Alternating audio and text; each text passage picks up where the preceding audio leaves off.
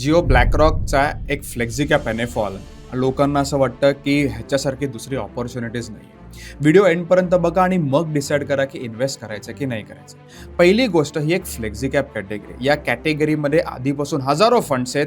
काही सारे फंड्स असतात की ज्यांच्याकडे 10 इयर प्लस ट्रॅक रेकॉर्ड आहेत. बरेच असे फंड 10 इयर्स असून आणि फेनॉमिनल ओव्हर परफॉर्मन्स आहे. दुसरी गोष्ट, सगळीकडे असं डिस्कशन चाललंय की सिस्टमॅटिक ऍक्टिव्ह इक्विटी अप्रोच आणि अल्लादीन या सॉफ्टवेअरमुळे खूप अल्फा जनरेट होऊ शकतो. काही डेटा सांगतो तुम्हाला. एक त्यांचा BGF इंडिया फंड आहे.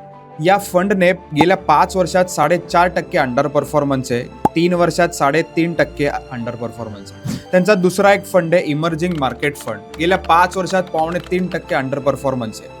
तर मला सांगा, ज्या फंड हाऊसचे आधीचे फंड्स 5-5 वर्षाला अंडर परफॉर्मन्स आहेत त्याच्यात तुम्ही इन्व्हेस्ट कराल का? तिसरी सगळ्यात महत्त्वाची गोष्ट की लोकांना असं वाटतं की एक्सपेन्स रेशो 0.5 असल्यामुळे आम्हाला खूप जास्त अल्फा क्रिएट होईल, खूप जास्त रिटर्न्स मिळतील. You need to get your basics right. जेव्हा तुमच्याकडे ॲडवायझर असतो, you create generational wealth. You have to trust mutual funds, you have to trust Rahul Kulkarni. तुम्हाला पण म्युच्युअल फंड जर्नी चालू करायचे, जनरेशनल वेल्थ क्रिएट करायचे, तर या रीलला अपॉइंटमेंट लिहून पाठवा.